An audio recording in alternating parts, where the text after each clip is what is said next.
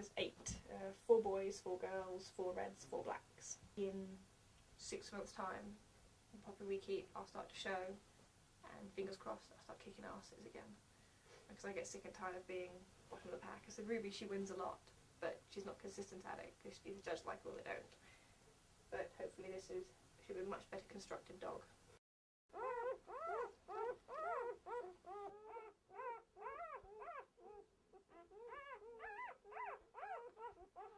This is what a 12 by 12 room. It is my world at the moment. I have my little tiny bed, my laptop to keep me amused, and bathroom just to the side. So I'm in here. My husband is very kindly bringing me food, which is nice of him. But I said I can't leave her for more than 10 minutes at a time because she's first time mum. She's very rough with them, and I don't want to risk any more getting hurt.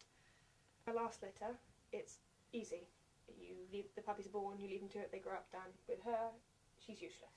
She didn't break the sacs, she didn't do any of the stimulation to get them breathing to begin with, and she's had to be supervised 24 hours a day since the puppy's been born.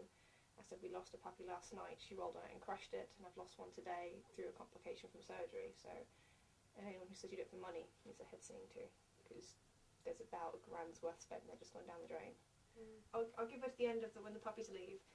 If she has perked up and she knows what she's doing by then I'll reconsider breeding her in a year and a half's time, because you do it on alternate seasons.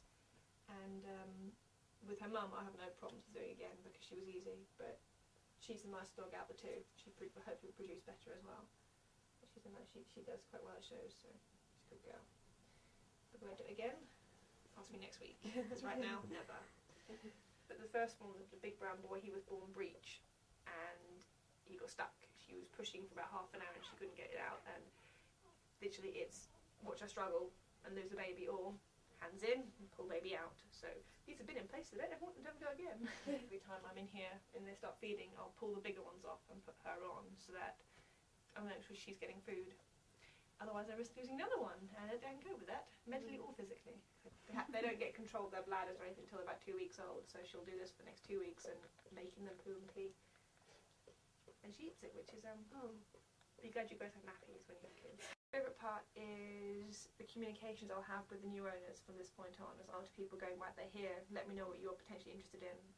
When they get old enough, and probably still have them, we'll rehome them. I've got a very good relationship with almost all my puppy owners from my last litter. We go for walks, we chat on Facebook, we generally abuse each other, it's great, and we call each other all sorts of names.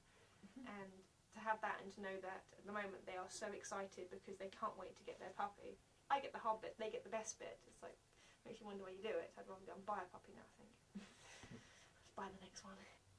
I'm looking forward to the next week being over, and then we're out of trouble.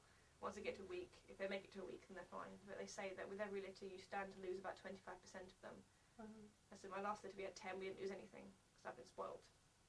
And to lose 2 this time round is crap, really. Considering I wanted to keep a brown boy, and we just lost 2 brown boys. So I've got one left. It's him. Better not be naughty. That's what we're keeping him, providing he's all up to standard.